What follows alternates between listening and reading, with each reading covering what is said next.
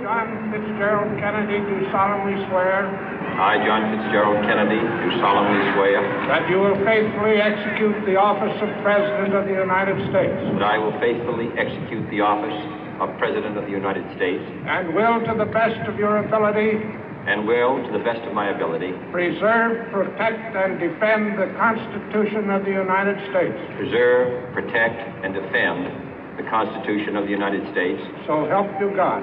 So help me God.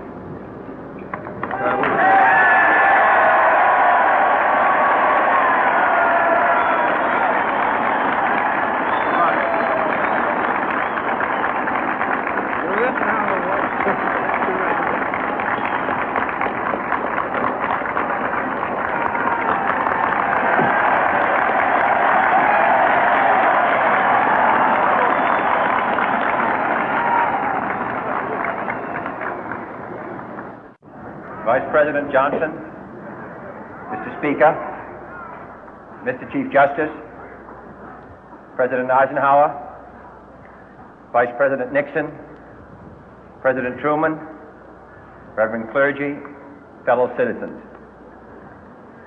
We observe today not a victory of party, but a celebration of freedom, symbolizing an end as well as a beginning, signifying renewal as well as change.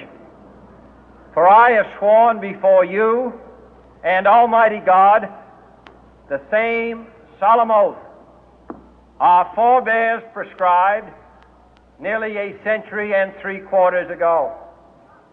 The world is very different now, for man holds in his mortal hands the power to abolish all forms of human poverty and all forms of human life. And yet the same revolutionary beliefs for which our forebears fought are still at issue around the globe. The belief that the rights of man come not from the generosity of the state, but from the hand of God. We dare not forget today that we are the heirs of that first revolution. Let the word go forth from this time and place to friend and foe alike that the torch has been passed to a new generation of Americans born in this century, tempered by war, disciplined by a hard and bitter peace, proud of our ancient heritage, and unwilling to witness or permit the slow undoing of those human rights to which this nation has always been committed and to which we are committed today at home and around the world.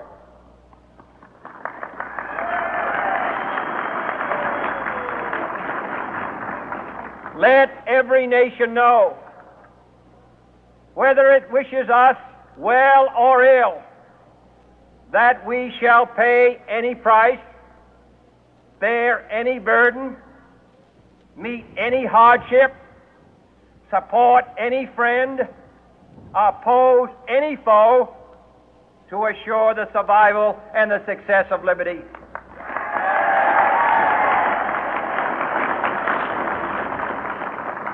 This much we pledge and more. To those old allies whose cultural and spiritual origins we share, we pledge the loyalty of faithful friends. United, there is little we cannot do in a host of cooperative ventures. Divided, there is little we can do, for we dare not meet a powerful challenge at odds and split asunder. To those new states whom we welcome to the ranks of the free, we pledge our word that one form of colonial control shall not have passed away merely to be replaced by a far more iron tyranny.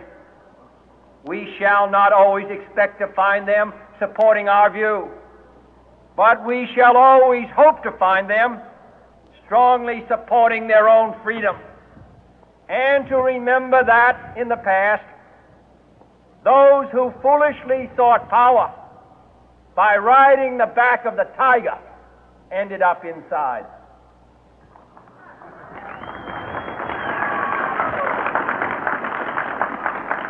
To those people in the huts and villages of half the globe struggling to break the bonds of mass misery, we pledge our best efforts to help them help themselves for whatever period is required, not because the communists may be doing it, not because we seek their votes, but because it is right. If a free society cannot help the many who are poor, it cannot save the few who are rich.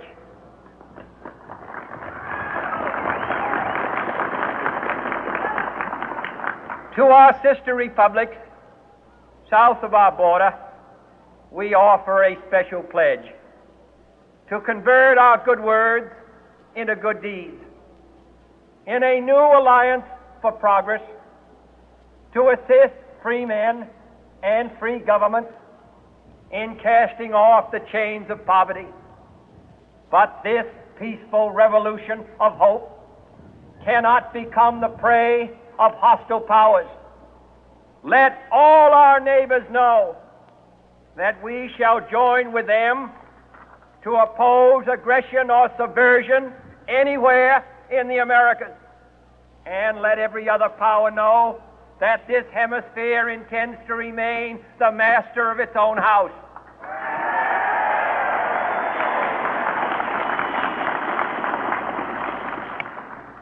To that World Assembly of Sovereign States, the United Nations, our last best hope, in an age where the instruments of war have far outpaced the instruments of peace, we renew our pledge of support to prevent it from becoming merely a forum for invective, to strengthen its shield of the new and the weak, and to enlarge the area in which its writ may run. Finally, to those nations who would make themselves our adversary, we offer not a pledge, but a request that both sides begin anew the quest for peace. Before the dark powers of destruction, unleashed by science, engulf all humanity in planned or accidental self-destruction, we dare not tempt them with weakness, for only when our arms are sufficient beyond doubt can we be certain beyond doubt that they will never be employed. But neither can two great and powerful groups of nations take comfort from our present course, both sides overburdened by the cost of modern weapons, both rightly alarmed by the steady spread of the deadly atom, yet both racing to alter that uncertain balance of terror that stays the hand of mankind's final war. So let us begin anew, remembering on both sides that civility is not a sign of weakness, and sincerity is always subject to proof. Let us never negotiate out of fear, but let us never fear to negotiate.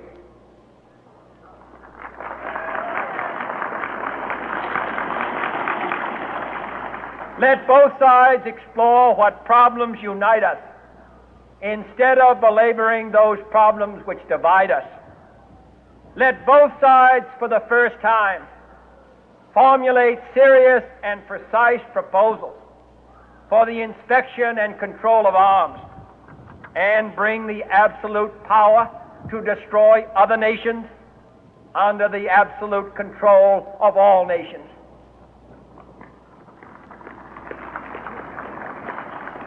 Let both sides seek to invoke the wonders of science instead of its terrors. Together let us explore the stars, conquer the deserts, eradicate disease, tap the ocean depth, and encourage the arts and commerce. Let both sides unite to heed in all corners of the earth the command of Isaiah to undo the heavy burden and let the oppressed go free. And if a beachhead of cooperation may push back the jungle of suspicion, let both sides join in creating a new endeavor, not a new balance of power, but a new world of law, where the strong are just and the weak secure and the peace preserved. All this will not be finished in the first 100 days, nor will it be finished in the first 1,000 days, nor in the life of this administration, nor even perhaps in our lifetime on this planet. But let us begin.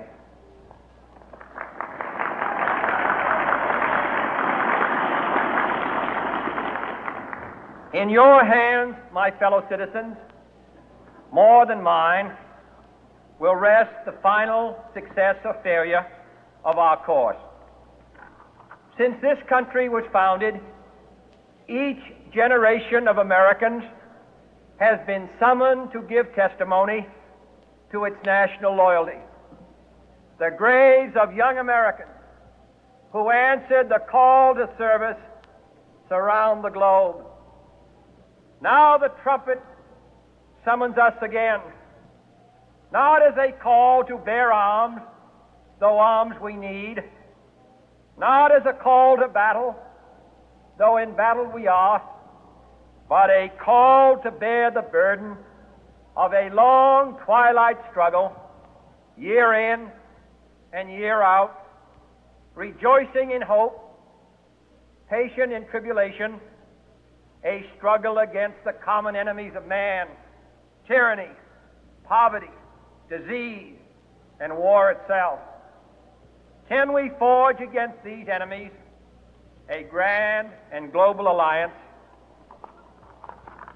north and south, east and west, that can assure a more fruitful life for all mankind? Will you join in that historic effort?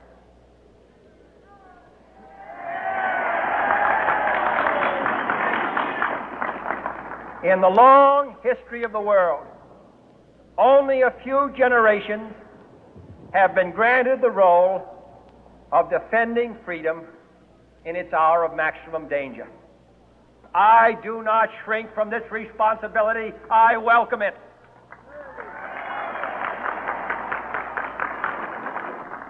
I do not believe that any of us would exchange places with any other people or any other generation.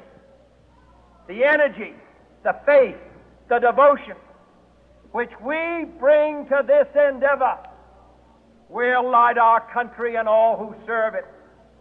And the glow from that fire can truly light the world.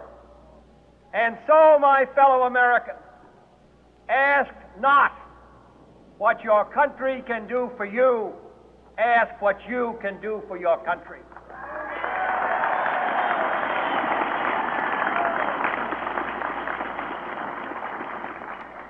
My fellow citizens of the world, ask not what America will do for you, but what together we can do for the freedom of man.